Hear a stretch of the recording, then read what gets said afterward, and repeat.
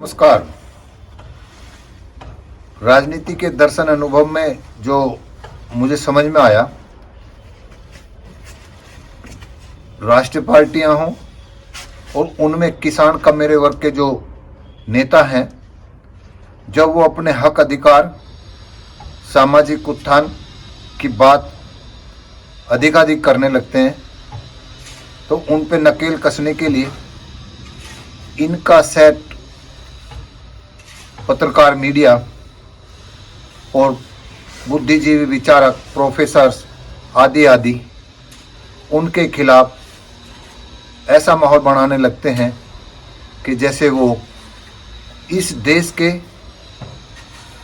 और अपने वर्ग, किसान वर्ग, मजदूर वर्ग, उसमें भिन्न भिन्न जातियों के नेताओं की बात कर रहा हूँ मैं, वे उन वर्गों के लूट करके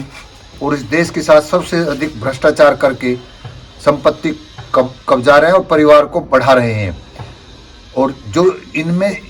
इस नैरेटिव को पार करके पार्टियों को छोड़ करके क्षेत्रीय पार्टियों का गठन 90 के दशक से ज़्यादा हुआ है, उन्होंने जो अपने क्षेत्र में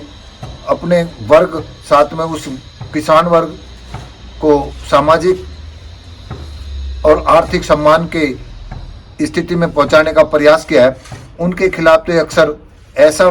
माहौल बना देते हैं कि सच में ये देश के, समाज के, किसान, मजदूर अपने अपने वर्ग के वास्तव में ही गद्दार हैं, जबकि ऐसा नहीं है। आज की सरकार के हिसाब से भी अगर आप आंकड़े देखेंगे तो वर्तमान सरकार में जो सरकार ने पूंजीपतियों का जो कर्ज माफ़ किया है, जितना कर्ज लेकर के विदेश भागे हैं, उनका अगर आप टोटल कर लें और उस टोटल को जितनी भी क्षेत्रीय पार्टी जैसे आज लालू आदि को घेर करके ये दबोच रहे हैं और कह रहे हैं इन्होंने बिहार का नाश कर दिया, तो उन पर जितना उन्होंने अब तक संपत्ति जोड़ी है, चाहे विद इन कांग्रेस को भी आप जोड़ लीजिए, कांग्रेस 54 साल शासन किया है, उस समय उनकी पार्टी फंड में 162 करोड़ रुपए हैं। और जो सरकार केवल 10 साल रही है सत्ता में, पहले पूर्ण सत्ता की तरफ, वैसे ये गठबंधन में रहे हैं किसी न किसी सहयोग से, इनके पास में इस समय 3600 करोड़ रुपए पार्टी फंड में है। और ये फंड उस समय ज़्यादा आया है जब लोग नोटबंदी हुई है, साथ में जो इन्होंने ये इलेक्टोरल बॉन्ड की जो प्रथा चलाई है, उससे इनके पास ज़्यादा पैसा आ रहा है। इनके द्वारा जो अमीर आम मतलब एक श्रेणी के उद्योगपति थे, आज वे विश्व की श्रेष्ठ श्रेणी में पहुंच गए हैं आर्थिक स्थिति में, उस पर कोई ध्यान नहीं दे रहा। केवल क्षेत्रीय पार्टियों के किसान, कमेरे, मजदूर वर्गों के नेताओं को घेर रहे हैं। तो आप इस तरह से जो इनके लोग हैं, इन वर्गों के लोग ही इनके खिलाफ हो जाते हैं, सरेआम गाली देने लगते हैं। जैसे हमारे, मैं उदाहरण दूं चौधरी अजीत सिंह जी का, जब वो समीकरण हमारा बिगड़ गया, वीपी सिंह जी और देवीलाल जी की मेहरबानी में इसमें जोड़ कर मैं कहूँगा कि इन्होंने जो यादव, जाट, मुस्लिम, कुर्मी आदि का जो समीकरण था, उसको तोड़ करके देवीलाल जी का राष्ट्रीय जाट नेता बनने का सपना था, यूपी में उनको पैर पसारने थे, लेकिन वे सफल ना हो सके। हाँ, ये नैरेटिव इन्होंने तोड़ दिया। जिस गठजोड़ से, जिन जातियों के समन्वय से हमारे प्रदेश के मुख्यमंत्री और देश के प्रधानमंत्री तक सफर किया हो जाट नेता ने, वो भविष्य में बिल्कुल इन्होंने गर्त में पहुंचा दिया अपनी निजी महत्वाकांक्षा में। और अजीत सिंह जी ने उस समय नहीं समझा, आज वो समझ करके अपने क्षेत्रीय पार्टियों के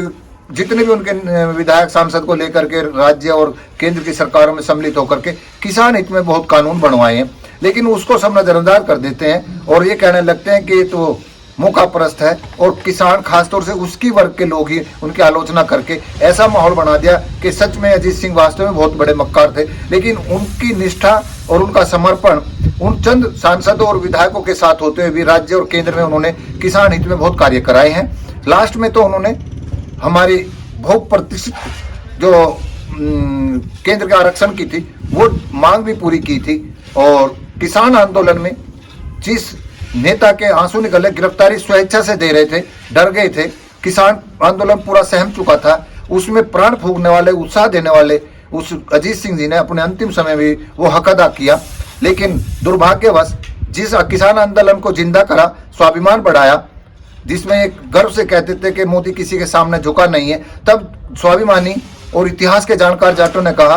कि हमारा तो हजारों साल का इतिहास है, हमने वो बादशाह जो ताना साहब है ना उसको झुकाया ही है, तो उसका प्रमाण भी दे दिया। लेकिन उन्होंने उनके प्रति आज तक भी धन्यवाद नहीं दिया उन किसान संगठनों के नेताओं ने। ऐसा तो हमारे किसान नेता है। तो मैं यही बोलना चाह रहा हूं कि जो लोग क्षेत्रीय पार्टियों के नेताओं की आलोचना करते हैं, उन्हीं के वर्ग के लोग, आपको आर्थिक और सामाजिक सम्मान, राजनीतिक सम्मान इन्हीं नेताओं की वजह से मिला है। अपनी पार्टी को वफादार नेताओं की जरूरत होती है तो सबसे नजदीकी परिवार ही होता है। अगर परिवार को मजबूत किया राजनीतिक रूप से, आर्थिक रूप से, तो क्या गुनाह कर दिया। आप इन लोगों को देख लीजिए, मैंने बताया जो भागे हैं देश से, जो इस समय पूंजीपतियों का लोन माफ किया, उसको टोटल कर लें तो अब तक जितनी क्षेत्रीय पार्टियों ने पैसा अपने पास या संपत्ति जो भी कब्जाई है वो इतनी नहीं है। तो ऐसा विचार मैं इसलिए बताया कि आप बड़े होकर के सोचें। अब जिससे अजीत सिंह जी को जो आलोचना करते हैं उन्हीं के वर्ग के लोग, वे रामविलास पासवान का चरित्र नहीं दे सकते। राजनीति के सबसे बड़े मौसम वैज्ञानिक वही थे, अब उनको भी धत्ता बता दिया है नीतीश कुमार जी ने। उससे ज्यादा और क्या सामने आपके दिखाई देगा। तो ऐसी व्यवस्था को देख करके विवेकवान बने, जागरूक बने, जिंदा इंसान बने, इतिहास और अतीत और वर्तमान और भविष्य के दृष्टिकोण से अपने राजनीतिक और आर्थिक और सामाजिक हितों को देखते हुए अपने क्षेत्रीय नेताओं को जो आपकी चिंता करते हो उनको बढ़ावा दें। और केंद्रीय